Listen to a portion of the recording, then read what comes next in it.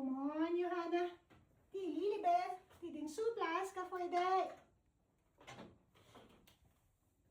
Nu kan jeg godt tænke mig at tage dig op, så du kan spise morgenmad.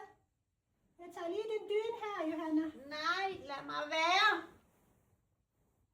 Johanna, nu har du sovet hele formiddagen. Nej. Jo. Nu skal du komme op, ikke? Nu tager vi dynen væk. Altså, jeg gider ikke have det. Jeg gider ikke. Godmorgen, Johanna.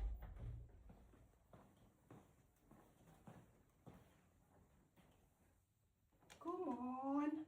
Godmorgen, Johanna. Det er Lilibeth, den sygeplejerske. Nå, Johanna. Jeg kan godt se, at du ikke er klar til at komme op endnu.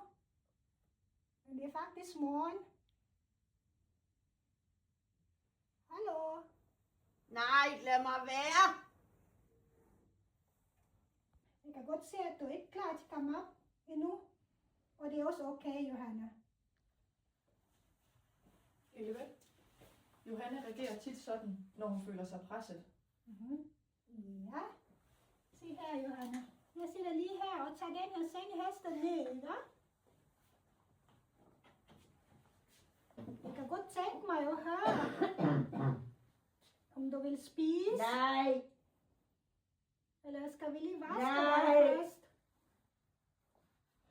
Elisabeth, i går der hjalp det, at vi hentede en varm vaskeklud til hende, så faldt hun mere til ro.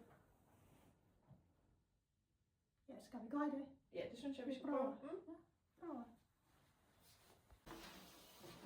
Se her, Elisabeth. Her er der en varm klud til hende. Se, Johanna. Jeg har en dejlig varm køl her. Og godt se her. Au!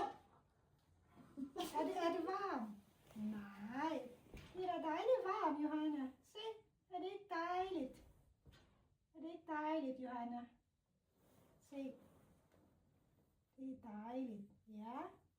Der kan du bare tage. Så kan du vaske dine hænder selv, hvis du vil. Det var dejligt, var Johanna? Jeg kunne se, Elisabeth, at hun falder mere til ro Ja. ved det. Skal vi ikke bare sige, at vi giver hende et kvarter mere? Det synes jeg. Og så trækker jeg bare gardiner, så kan hun se, at den er... Ja, det er morgen. Dag. Ja. Ja. Så kommer vi tilbage. Ja. Det er fint, Johanna. Så får du bare tid til dig selv endnu, så kommer vi tilbage om lidt.